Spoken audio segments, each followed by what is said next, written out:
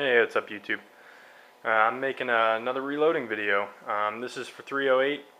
This is going to be more so for beginners, not real advanced, but I just wanted to show you guys the formula I made for the rounds that I was firing previously. If you didn't watch the other video, I have some other group sizings over here, and I'll get around to those, show you guys those. But basically what I wanted to explain is that reloading is kind of like a science almost. You really have to mess around with it. You know, you got to try different loads, different overall lengths. You got to pretty much experiment until you find a load that your firearm likes. So basically what I did was I started off with a chart that I got online at Alliant Powders. That's the type of powder that I use, RL15, for my 308. Same exact powder that the military uses for our snipers. Believe it or not, they use the same stuff in their 308 rounds. It's actually 7.62 by 51. And I'm using once fired brass. I already have all my brass out here. I have 3 rounds and I have them prepped. And I was just going to go through the steps that I do to make these rounds and make them consistent. Basically, I trim them all down to the same length. It's 2.005. I'll try to put this down in the comments section so that you guys can attempt to duplicate this. The load's not real hot. I mean, I think it's operating somewhere around 2,700 feet per second out of a 24-inch barrel, but I have the 16-inch carbine model, so I lose a little bit of velocity. It's probably somewhere closer to 2,600 feet per second. But I'll show you guys basically the process I use and the rounds that I'm using. The bullet is very important. Now with a 1 in 10 twist, it stabilizes decently heavy rounds. I found that the 168 grain, which is what I have right here, this is the Hornady Match 168 grain hollow point boat tail, and this stuff is superb. The accuracy is excellent. I'll show you guys basically how I do this, and I tried a couple different loadings before I got to the one that I really like, and it's trial and error. And normally I'll take about 10 rounds out of each batch and I go try them out. This was the first attempt. Right here you can see the groups aren't very tight, not very uniform whatsoever, and basically with tweaking I wound up going from this to this. So as you can see, groups are much tighter. Right there on the left, that's 3 shots through the same exact hole, and 2 on the right. So I was basically just trying to sight in my scope. I was shooting a little to the left with these type of rounds, but overall pretty good.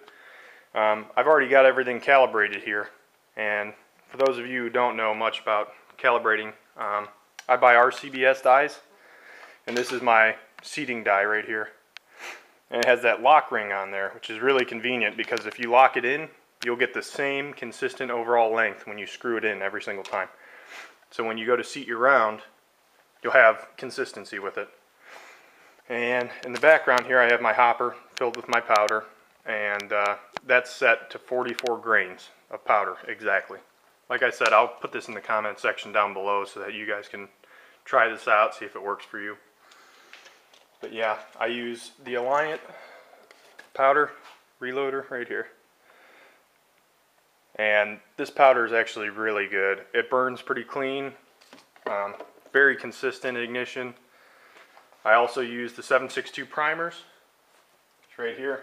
CCi number 34 primers, and these are made specifically for 7.62 ammunition. So those are also pretty good, and I'll just start reloading some of these rounds for you guys so that you can see.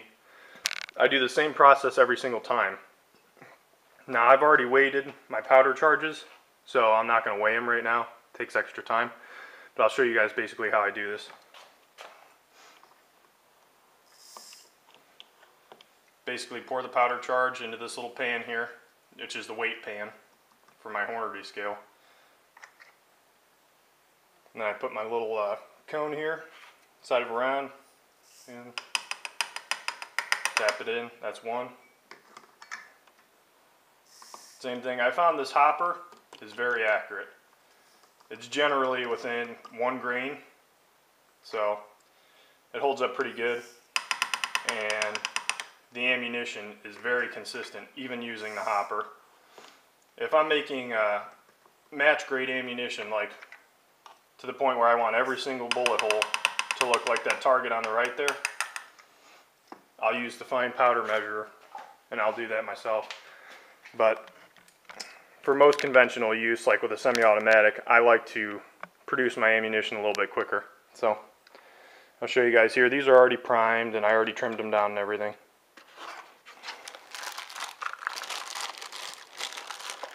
I still do measure each round after I seat them.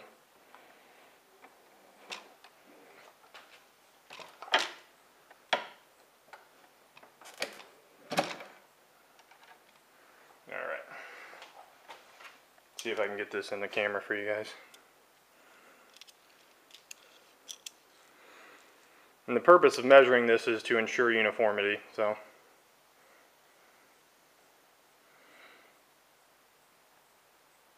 2.8 is exactly what I like to have it at. So that's a good round. And like I said, I just twisted this in and it's still locked into that setting. So it stays in there if you lock your lock ring, and you'll have the same exact overall length, which is kind of important for your accuracy. Like I said, you have to experiment with it a little bit. I found 2.8 for my specific 308. It's perfect.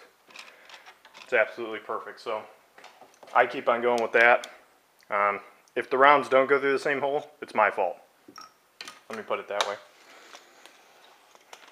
Now, got one more round left here, and this is how I reload pretty much all of my ammunition now. I don't switch up my rounds anymore. I've tried different types, but the Hornady Match boat tail hollow points are probably the most accurate ammunition I've shot out of this. So I'm sure Sierra would have similar performance, if not the same.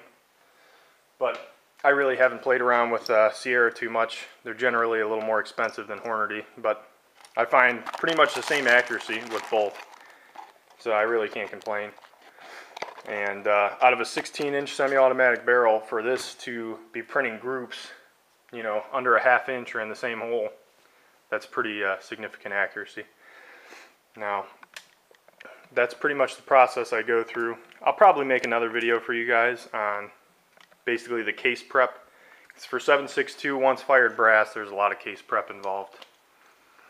I mean, you usually have to let it tumble for at least a couple hours. When you pull it out, it needs trimming. You need to clean the primer pockets. Those are absolutely terrible. Getting the primers out is another story altogether because they're sealed in on like a regular round.